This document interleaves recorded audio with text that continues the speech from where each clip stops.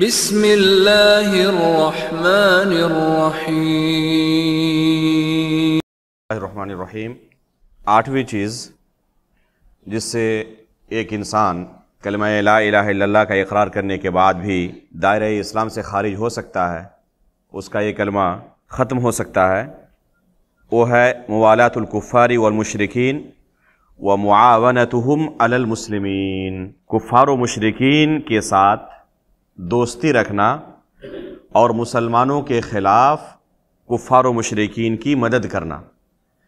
اگر کوئی شخص کلمہ لا الہ الا اللہ کا اقرار کرتا ہے لیکن ساتھ میں کفار و مشرکین کے ساتھ دوستی رکھتا ہے یا مسلمانوں کے خلاف کفار و مشرکین کی مدد کرتا ہے تو اس کا یہ عمل اسے دائرہ اسلام سے خارج کر دے گا۔ لیکن کیا علی الاطلاق اسے دائرہ اسلام سے خارج کر دے گا؟ اگر کسی مسلمان نے کسی کافر کے ساتھ دوستی رکھی تو، یا کسی مسلمان نے کسی کافر کی مدد کی کسی مسلمان کے خلاف، تو کیا اس وجہ سے علی الاطلاق وہ دائرہ اسلام سے خارج ہو جائے گا؟ معاملہ ایسا نہیں ہے، بلکہ اس بارے میں تفصیل ہے۔ وہ تفصیل کیا ہے اور اس کی دلیل کیا ہے؟ امام بخاری رحمہ اللہ نے کتاب المغازی میں صحیح بخاری کے اندر غزوہ بدر کا قصہ ذکر کرتے ہوئے اور اس کی فضیلت ذکر کرتے ہوئے حاطب بن ابی بلتع رضی اللہ تعالیٰ عنہ کا قصہ ذکر کیا ہے کہ اللہ کے رسول صلی اللہ علیہ وسلم نے علی رضی اللہ تعالیٰ عنہ کو اور ان کے ساتھ بعض صحابہ اکرام کو حکم دیا، بھیجا کہ ایک خاتون مکہ کے راستے میں ہے جس کے پاس ایک لیٹر ہے، ایک خط ہے، آپ جلدی سے جائیں اور روضہ خاخ نامی جگہ پر وہ خاتون آپ کو مل جائے گی، اسے جا کر پکڑیں اور اس کے پاس جو خط ہو، جو لیٹر ہو، اسے لے آئیں۔ صحابہ اکرام فوراً نکلے اور روضہ خاخ پر جا کر اس خاتون کو پکڑ لیے۔ انہوں نے اس خاتون سے کہا کہ آپ کے پاس کوئی لیٹر ہے وہ ہمارے حوالے کر دیں۔ اس نے انکار کیا کہ میرے پاس کوئی لیٹر نہیں۔ انہوں نے تلاشی لی اور کوئی خط نہیں ملا، کوئی لیٹر ملا نہیں۔ صحابہ اکرام نے کہا کہ دیکھیں اللہ کے رسول نے ہمیں کہا ہے کہ آپ کے پاس لیٹر ہے، ہمیں ذرہ برابر کوئی شک نہیں ہے اس بارے میں کہ آپ کے پاس لیٹر موجود ہے، یقین ہے کہ آپ کے پاس لیٹر موجود ہے، کیونکہ اللہ کے رسول نے خبر دی ہے۔ یہ ممکن ہی نہیں کہ اللہ کے رسول نے خبر دی ہو اور یہ خبر غلط ثابت ہو جائے، اسے یقین کہتے ہیں۔ ابھی ہم نے کلمہ لا الہ الا اللہ کے شروط میں سے ایک شرط یہ ذکر کیا تھا کہ یقین کا ہونا ضروری ہے، تو یقین کسے کہتے ہیں آپ اس واقعے سے اندازہ لگا سکتے ہیں کہ اللہ رب العالمین نے خبر دی ہے، اس کے رسول نے خبر دی ہے، تو اس کا ہونا یقینی ہے، شک کی کہیں گنجائش ہی نہیں ہے۔ صحابہ اکرام نے کیا کہا؟ یا تو آسانی کے ساتھ یہ لیٹر ہمارے حوالے کر دیں یا پھر ہم آپ کو ننگا کر دیں گے۔ جب وہ خاتون سمجھ گئی کہ اس کے علاوہ کوئی چارہ نہیں تو پھر جہاں چھپا رکھی تھی وہاں سے اس لیٹر کو نکالا، صحابہ اکرام کے حوالے کیا۔ جیسے یہ لیٹر انہیں ملا، یہ فوراً اللہ کے رسول کے پاس لے کر حاضر ہوئے۔ دیکھا کہ یہ لیٹر حاطب بن ابی بلتع رضی اللہ تعالیٰ عنہ کی طرف سے قریش کے لیے ہے، مکہ کے کفار کے لیے ہے۔ اللہ کے رسول نے حاطب بن ابی بلتع رضی اللہ تعالیٰ عنہ کو بلایا اور پوچھا ما ھذا یا حاطب، یہ محل استدلال ہے۔ یہاں حاطب بن ابی بلتع رضی اللہ تعالیٰ عنہ مسلمانوں کے خلاف کفار کی مدد کر رہے ہیں۔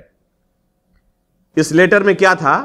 اللہ کے رسول صلی اللہ علیہ وسلم مکہ فتح کرنے کے لیے صحابہ اکرام کے درمیان جو مشورے کر رہے تھے کہ اس طرح ہم مکہ پر چڑھائی کریں گے، اور بہت ہی رازدارانہ طریقے سے یہ مشورہ اللہ کے رسول اپنے صحابہ کے ساتھ کر رہے تھے تاکہ کسی کو خبر ہماری اس مشن کی نہ لگے۔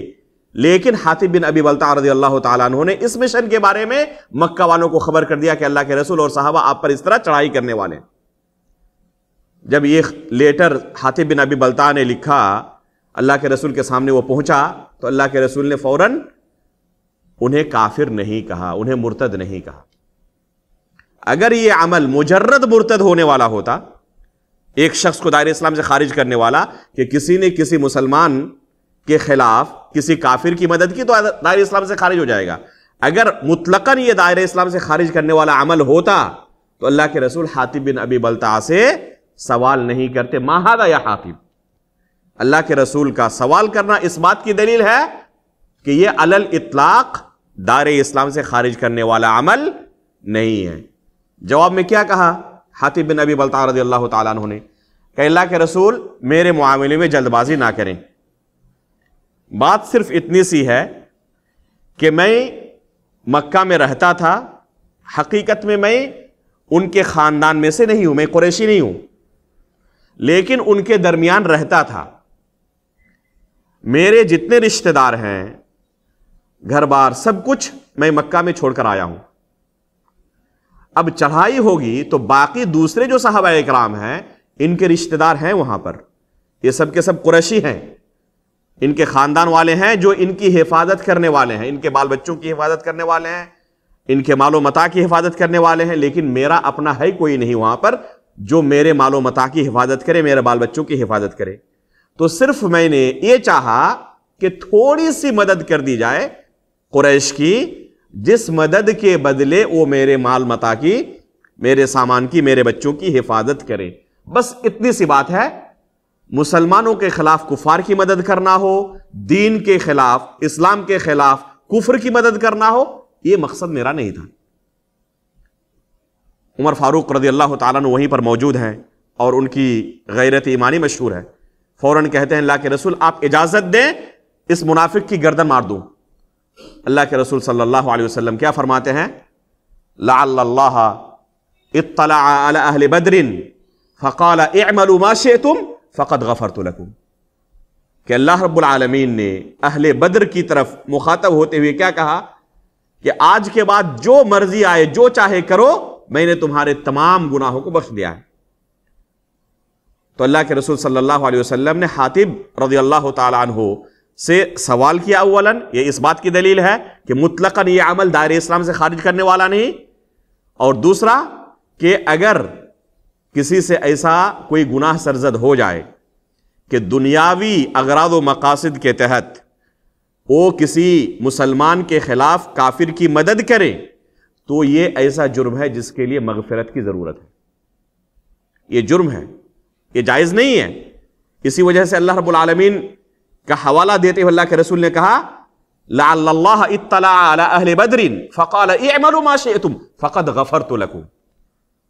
تو یہ اللہ رب العالمین کی طرف سے ان کے لیے خصوصیت تھی, خوشخبری تھی کہ یہ جو بھی گناہ کرے اللہ رب العالمین نے پہلے ہی ان کے گناہوں کو معاف کر دیا ہے. تو یہ بھی ان گناہوں میں سے ہے جن کے بارے میں اللہ رب العالمین نے پہلے ہی مغفرت کی بشارت انہیں سنا دی ہے. یعنی یہ ایسا جرم ہے جس کے لیے مغفرت کی ضرورت ہے. تو یہ حدیث ہمیں یہ بتاتی ہے کہ کفار کی مسلمانوں کے خلاف مدد کرنا علی الاطلاق کفر نہیں ہے. تو اس کی کئی صورتیں ہو سکتی ہیں. پہلی صورت ہے کہ مسلمانوں کے خلاف اگر کوئی شخص کفار کی مدد کرتا ہے, کس وجہ سے؟ ان کے کفر کی وجہ سے. اگر کوئی شخص کفار کی مدد کرتا ہے کفر کے غلبے کی وجہ سے, تاکہ کفر غالب آ جائے اسلام پر, اس نیت سے اگر کفار کی کوئی مدد کرے تو دائرہ اسلام سے کیا ہو جائے گا؟ خارج ہو جائے گا. دوسری صورت ہے کہ مسلمانوں کے خلاف کفار کی کوئی مدد کرے لیکن دین کی وجہ سے نہیں, دنیاوی اغراض و مقاصد کے تحت. جیسے کہ حاطب بن ابی بلتع رضی اللہ تعالیٰ عنہ کا معاملہ تھا, دین کی وجہ سے نہیں تھا, دنیاوی منفعت کچھ چاہتے تھے قریش سے تاکہ یہ منفعت انہیں حاصل ہو جائے. تو یہ گناہ کبیرہ ہے, دائرہ اسلام سے خارج کرنے والا عمل نہیں ہے اگر دنیاوی اغراض و مقاصد کے تحت کوئی مسلمانوں کے خلاف کفار کی مدد کرے تو. تیسری صورت ہے کہ مسلمانوں کی مصلحت کی بنا پر, اسلام اور مسلمانوں کی مصلحت کی بنا پر کسی خاص مسلمان کے خلاف کسی کافر کی مدد کی جائے تو یہ جائز ہے, یہ گناہ نہیں ہے, یہ جائز ہے. مثلا کوئی دہشت گرد ہے, ٹھیک ہے, اب اس کو سزا دینا ضروری ہے، لیکن اسے پکڑ نہیں پا رہے ہیں، تو اس کے خلاف اگر کسی کافر کی مدد لی جائے، کسی غیر مسلم کی مدد لی جائے، تاکہ اس کے ظلم و ستم سے مسلمانوں کو محفوظ رکھا جائے، یہ عمل جائز ہے، اس میں کوئی حرج نہیں ہے۔ اگر کسی غیر مسلم ملک سے یا کسی ایسے ملک میں کوئی رہ رہا ہو جس میں مسلمان بھی رہ رہا ہے اور کفار بھی رہ رہے ہیں، تو کسی کافر سے اگر کوئی مدد لے کسی ایسے مجرم کو پکڑنے کے لیے جو معاشرے کے اندر، سماج کے اندر فتنہ و فساد پھیلا رہا ہے، کوئی چور ہے، اس کو پکڑنے کے لیے، تو یہ جائز ہے، اس میں کوئی حرج نہیں ہے، کیونکہ اس میں اسلام اور مسلمانوں کی مصلحت ہے، نہ اس میں ان کے دین کی وجہ سے ان کی مدد کی جا رہی ہے اور نہ دنیاوی اغراض و مقاصد کے تحت، بلکہ مسلمانوں کی مصلحت کے لیے مدد لی جا رہی ہے، تو اس میں کوئی حرج نہیں ہے۔ تو یہ 3 صورتیں ہوتی ہیں۔ یہ ہوا مسلمانوں کے خلاف کفار کی مدد کرنا، اور ایک مسئلہ ہے موالات الکفار والمشرکین، کفار و مشرکین کے ساتھ دوستی کرنا۔ تو کفار و مشرکین کے ساتھ دوستی کرنا یہ بھی اسلام سے خارج کرنے والا عمل ہے۔ کفار اور مشرکین سے دوستی کرنا یہ بھی اسلام سے خارج کرنے والا عمل ہے، لیکن کیا علی الاطلاق اگر کسی کافر کے ساتھ کسی کی دوستی ہو، کسی مشرک کے ساتھ کسی کی دوستی ہو، تو کیا علی الاطلاق اسے دائرہ اسلام سے خارج کر دے گا؟ نہیں، اس میں بھی تفصیل ہے، اس میں بھی تفصیل ہے۔ پہلی صورت ہے کہ اگر کوئی شخص کسی کافر سے اس کے دین کی وجہ سے محبت کرے، اس کے کفر کی وجہ سے محبت کرے، تو اس وجہ سے وہ دائرہ اسلام سے خارج ہو جائے گا۔ کسی غیر مسلم سے، کسی کافر سے اس کے کفر کی وجہ سے محبت اگر کوئی مسلمان کرے تو یہ محبت اسے دائرہ اسلام سے خارج کر دے گی۔ دوسری صورت ہے کہ کوئی شخص کسی کافر سے طبعی محبت کرے، مثلا ایک شخص ہے جس کے والدین کافر ہیں، کسی کا بیٹا کافر ہے، وہ بھی پہلے غیر مسلم تھا، اس نے اسلام قبول کیا، تمام رشتہ دار کیا ہے ابھی تک غیر مسلم ہے، ایک والد سے، والدہ سے، بیٹے سے اور دوسرے رشتہ داروں سے جو طبیعی محبت ہوتی ہے، یہ محبت اس کے دل میں بھی ہوگی، اس محبت پر انسان کا کنٹرول نہیں ہے، اس محبت پر انسان کا کنٹرول نہیں ہے، اس محبت پر انسان کا اللہ رب العالمین مواخذہ نہیں کرے گا، یہ جائز ہے۔ اگر کسی کافر کے ساتھ کسی کی محبت طبیعی محبت ہے جس پر انسان کا کنٹرول نہیں ہے، مثلا کسی کی بیوی اگر ہے کتابیہ میں سے، اہل کتاب سے شادی جائز ہے، یہود و نصارہ کی خواتین سے شادی جائز ہے، اب کسی نے شادی کی تو ظاہر سی بات ہے بیوی کے ساتھ جو طبیعی محبت ہوتی ہے وہ اس کی بیوی کے ساتھ اس کی بھی ہوگی، یہ محبت طبیعی ہے، اس پر انسان کا کنٹرول نہیں ہے، تو اس وجہ سے اللہ رب العالمین اس کا مواخذہ نہیں کریں گے، یہ جائز ہے۔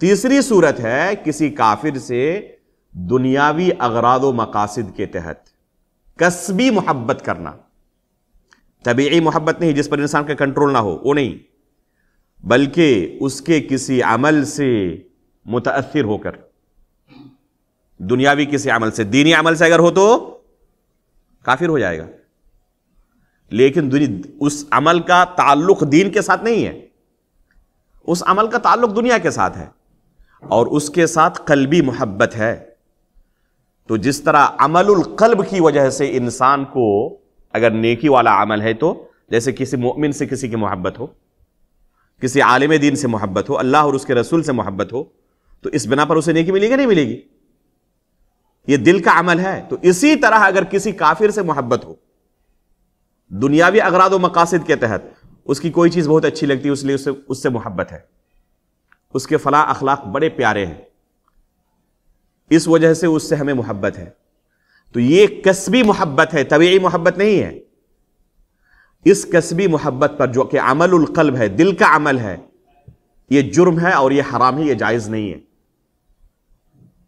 اس وجہ سے اگر کوئی شخص محبت کرتا ہے کسی کافر سے کہ اس کے فلاں اعمال بڑے اچھے ہیں، اس لیے میری اس سے محبت ہے، تو یہ محبت عمل القلب ہے، دل کا عمل ہے، اور اس دل کے عمل پر اس کا مواخذہ ہوگا. یہ جائز نہیں ہے. البتہ یہ عمل اسے دائرہ اسلام سے خارج نہیں کرے گا، یہ ناجائز ہی رہے گا. بس دلیل کیا ہے کہ ایک انسان اس وجہ سے دائرہ اسلام سے خارج ہو سکتا ہے؟ اللہ رب العالمین کا ارشاد ہے، یا ایھا الذین آمنوا لا تتخذوا اليهود والنصارى اولیاء بعضهم اولیاء بعض ومن يتولهم منکم فانه منهم. اللہ رب العالمین نے یہود و نصارہ کے متعلق کہا کہ ان میں سے اگر کسی کے ساتھ کسی مسلمان نے محبت کی فَإِنَّهُ مِنْهُمْ، تو اس کا شمار بھی انہی کے ساتھ ہے. آگے اللہ رب العالمین نے کہا دوسری آیت میں، لَا يَتَّخِذِ الْمُؤْمِنُونَ الْكَافِرِينَ أَوْلِيَاءَ مِن دُونِ الْمُؤْمِنِينَ وَمَن يَفْعَلْ ذَلِكَ فَلَيْسَ مِنَ اللَّهِ فِي شَيْءٍ إِلَّا أَن تَتَّقُوا مِنْهُمْ تُقَاةً وَيُحَذِّرُكُمُ اللَّهُ نَفْسَهُ وَإِلَى اللَّهِ الْمَصِيرُ. اس آیت میں اللہ رب العالمین نے مؤمنوں کو تنبیہ کی اور کہا کہ مؤمنین یہ کفار کو اپنا دوست نہ بنائیں، صرف مؤمنین کو ہی اپنا دوست بنائیں. وَمَن يَفْعَلْ ذَلِكَ، اگر کوئی شخص کسی کافر سے دوستی کرتا ہے، فَلَيْسَ مِنَ اللَّهِ فِي شَيْءٍ، تو اللہ رب العالمین کے پاس اس کا کوئی بھی حصہ باقی نہیں ہے. وہ شخص دائرہ اسلام سے خارج ہو جائے گا. لیکن اس تفصیل کو ذہن میں رکھنا ضروری ہے. سلف صالحین نے تمام نصوص کو اس باب کے اندر جو وارد ہیں جمع کرنے کے بعد یہ تفصیل بیان کی ہے کہ اگر دین کی وجہ سے دوستی رکھتا ہے تب دائرہ اسلام سے خارج ہوگا. قلبی دوستی، طبیعی دوستی جس پر انسان کا کنٹرول نہیں، جیسے کہ والدین سے ہوتی ہے، اس پر مواخذہ نہیں ہوگا. اور دنیاوی اغراض و مقاصد کے تحت اگر دوستی رکھتا ہے جو کہ دل کا عمل ہے تو اس پر اس کا مواخذہ ہوگا، جائز نہیں. یہ تفصیل اگر ہے تو اس تفصیل کو سامنے رکھتے ہوئے کیا پتا چلا کہ اگر دین کی وجہ سے محبت ہو، دوستی ہو، تو یہ شخص دائرہ اسلام سے خارج ہو جائے گا. تو یہ 8ویں چیز ہے جو ایک انسان کو دائرہ اسلام سے خارج کر سکتی ہے. 9ویں چیز جس سے ایک شخص دائرہ اسلام سے خارج ہو سکتا ہے وہ ہے اعتقاد ان بعض الناس يسعه الخروج عن احکام الدین. یہ عقیدہ رکھنا کہ اس امت کے بعض لوگ ایسے ہیں جن کے اوپر شریعت لاگو نہیں ہوتی، شریعت کے احکام سے خارج ہیں. یہ نماز، روزہ، حج، زکوٰۃ، یہ سب جو مسائل ہیں نا، یہ عام لوگوں کے لیے ہے. یہ اس مرتبے پر پہنچ چکے ہیں کہ اب ان کے اوپر یہ احکامات نافذ نہیں ہوتے. اگر کوئی کسی امتی کے متعلق یہ عقیدہ رکھے تو یہ عقیدہ اسے دائرہ اسلام سے خارج کر دے گا. افسوس کی بات یہ ہے کہ بہت سارے ایسے مسلمان جو اپنے آپ کو مسلمان ہونے کا دعویٰ کرتے ہیں، اپنے اولیاء کرام کے بارے میں یہ عقیدہ رکھتے ہیں، اور ان کے اولیاء نے انہیں یہی تعلیم دی ہے کہ ہم احکام تکلیفیہ سے اب اوپر اٹھ چکے ہیں، یہ احکام آپ لوگوں کے لیے ہمارے اوپر نافذ نہیں ہوتے. اور دلیل بھی یہ لوگ قرآن سے دیتے ہیں. کیا کہتے ہیں؟ وَاعْبُدْ رَبَّكَ حَتَّى يَأْتِيَكَ الْيَقِينُ، اللہ رب العالمین کی عبادت کرو کب تک؟ یہاں تک کہ آپ کو یقین آ جائے. میں نے شروع میں کہا تھا کہ اگر سلف صالحین کے منہج کے مطابق کتاب و سنت کو نہ سمجھا جائے تو زبردست ٹھوکر کھائے گا. اور اس کی مثال یہ ایک آیت ہے.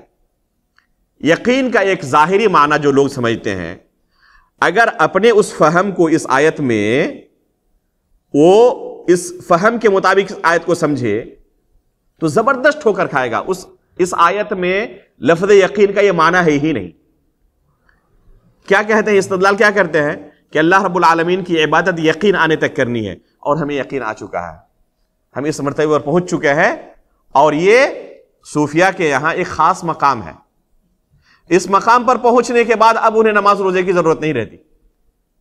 چنانچہ وہ نشیڑی ہوتے ہیں اور اسی طرح ان کی زندگی گزرتی ہے، نماز روزے سے دور۔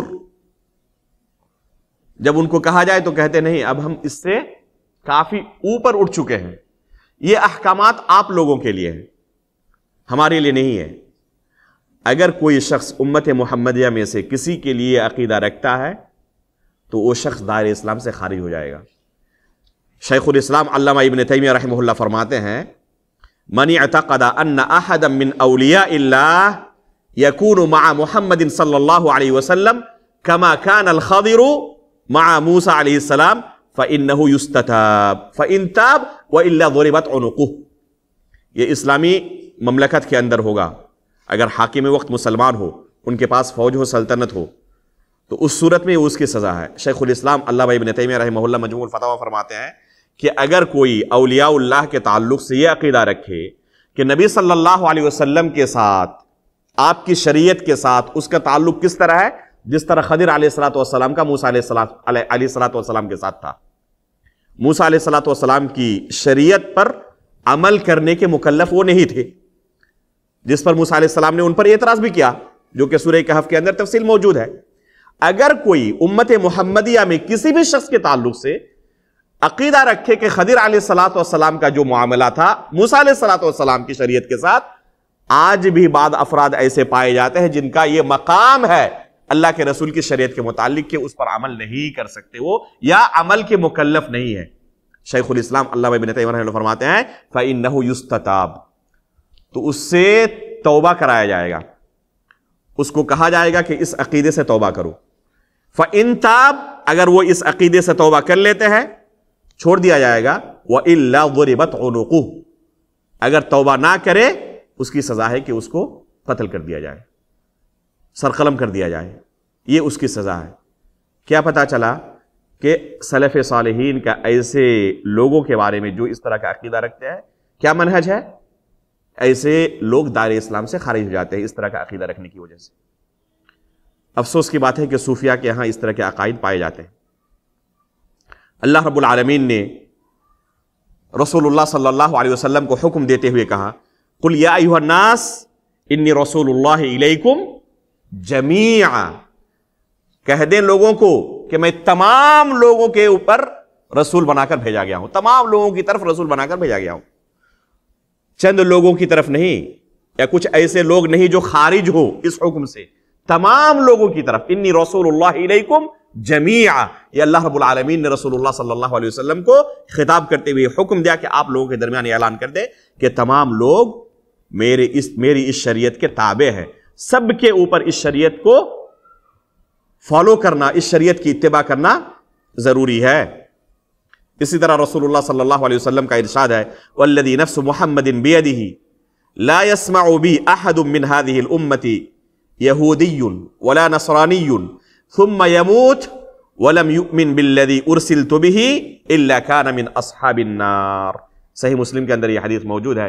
اللہ کے رسول فرماتے ہیں کہ کوئی بھی شخص اس امت کا، چاہے یہودی ہو چاہے نصرانی ہو، اگر میری خبر اس تک پہنچتی ہے کہ مجھے اللہ رب العالمین نے نبی بنا کر بھیجا، اس کے باوجود مجھ پر ایمان نہیں لاتا، تو وہ شخص جہنمی ہے۔ الا کان من اصحاب النار، اس کا ٹھکانہ کیا ہے؟ جہنم ہے۔ تو یہ ہے ہر اس شخص کا انجام جو رسول اللہ صلی اللہ علیہ وسلم کی شریعت کا اپنے آپ کو مکلف نہیں سمجھتا۔ تو یہ عقیدہ ایک انسان کو دائرہ اسلام سے خارج کر دے گا اگر کسی کے بارے میں رکھے کہ فلاں شخص شریعت کے احکام پر عمل کرنے کا مکلف نہیں ہے۔ 10ویں چیز اور آخری چیز جو یہاں ذکر کی گئی ہے، جس کا انتخاب کیا گیا ہے، وہ ہے الاعراض عن دین اللہ فلا يتعلمه ولا يعمل به۔ اللہ رب العالمین کے دین سے اعراض کرنا، روگردانی کرنا، پیٹ پھیرنا، فلا يتعلمه ولا يعمل به، نہ اس دین کو سیکھنے کی کوشش کرتا ہے اور نہ اس پر عمل کرتا ہے۔ ایک انسان چاہے وہ پڑھا لکھا ہو چاہے ان پڑھ ہو، اس کے لیے بھی مسلمان باقی رہنے کے لیے شریعت کے بعد مسائل کا جاننا ضروری ہے۔ یہ بنیادی علم ہے جس کے بغیر کسی کے اسلام کا تصور نہیں کیا جا سکتا۔ مثلا کم از کم اتنا علم رکھنا ہر بندے کے لیے ضروری ہے جو اپنے آپ کو مسلمان کہتا ہے، جس سے وہ قبر کے اندر فرشتوں کے سوالوں کا صحیح صحیح جواب دے سکے۔ تمہارا رب کون ہے، تمہارا دین کیا ہے، تمہارے نبی کون ہے۔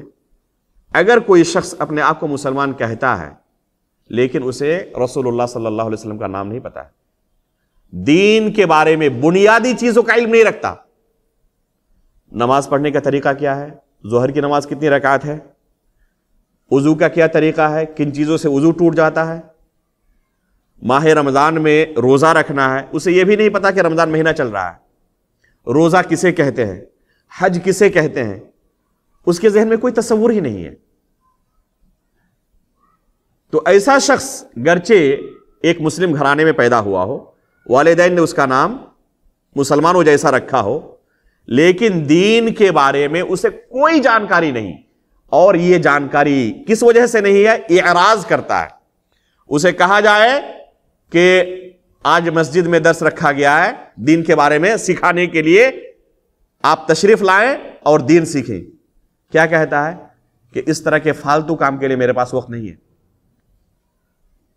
نہ عمل کرتا ہے اور نہ دین کے بنیادی چیزوں کے بارے میں اس کے پاس کوئی علم ہے، اور اعراض بھی کرتا ہے، تو صرف مسلم گھرانے میں پیدا ہونے کی وجہ سے، نام والدین نے مسلمانوں جیسا رکھا اس وجہ سے مسلمان نہیں ہو سکتا۔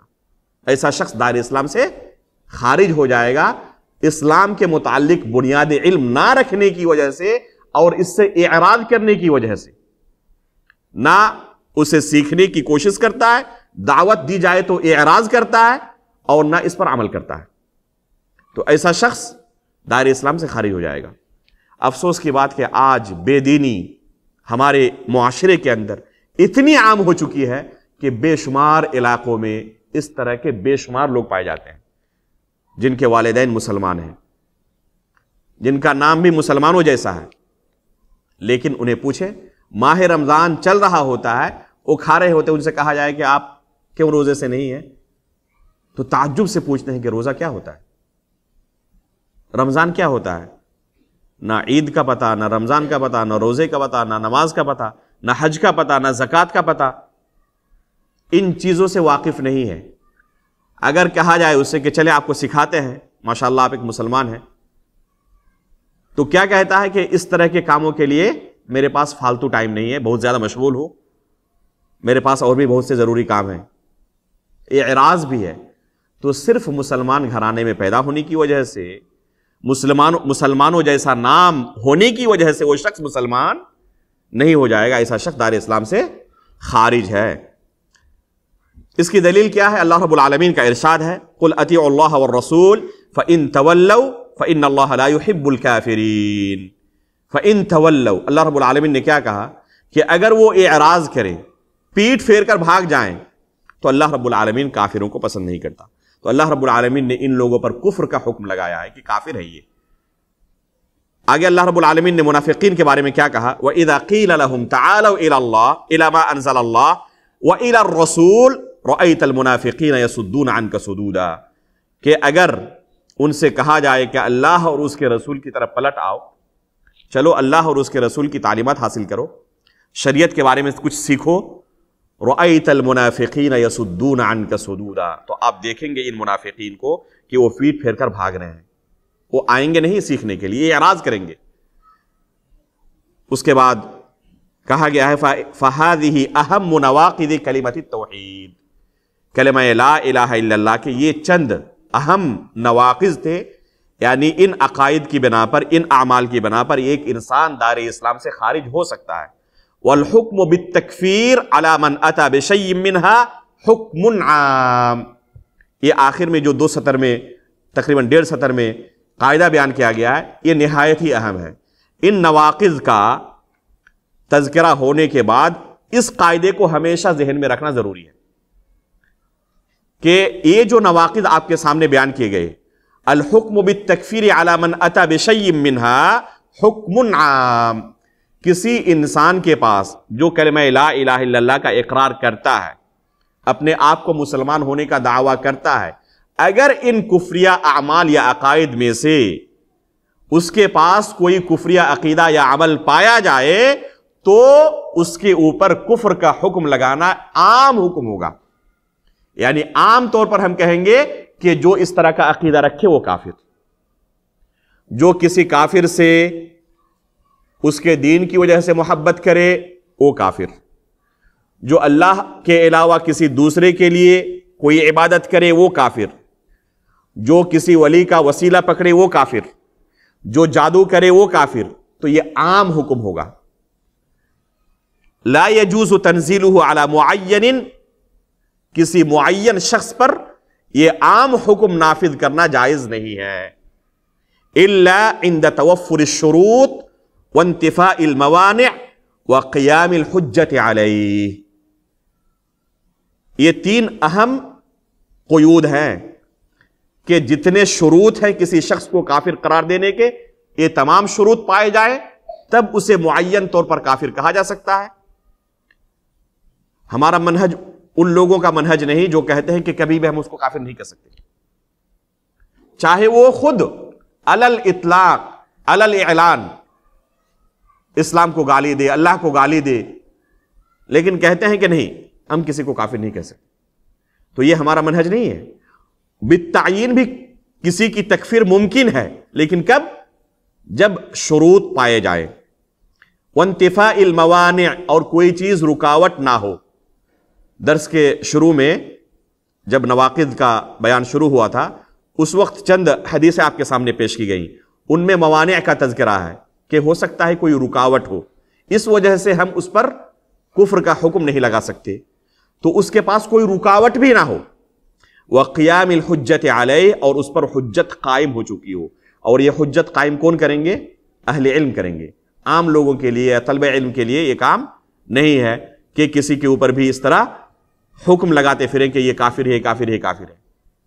تو اگر یہ شروط پائے جاتے ہیں تو اس صورت میں معین شخص کی بھی تکفیر ممکن ہے. ورنہ عام طور پر ہم بیان کریں گے کہ جو بھی یہ عقیدہ رکھے، جو بھی یہ عمل کرے وہ دائرہ اسلام سے خارج ہوگا. معین طور پر کسی کی تکفیر کرنے کے لیے ان تمام قیود کو سامنے رکھنا ضروری ہے. وفی الختام اقول سبحانک اللہم وبحمدک اشہد ان لا الہ الا انت استغفرک واتوب الیک. یہ ختم مجلس کی دعا ہے، اللہ کے رسول سے ثابت ہے، اس لیے اس دعا کے ساتھ ہم اس مجلس کو ختم کرتے ہیں. اللہ رب العالمین سے دعا کرتے ہیں کہ اللہ رب العالمین ہماری اس حاضری کو قبول فرمائیں. اللہ رب العالمین ہم تمام لوگوں کے لیے اسے نجات کا ذریعہ بنائے. آمین. تقبل رب العالمین. صلی اللہ علیہ محمد.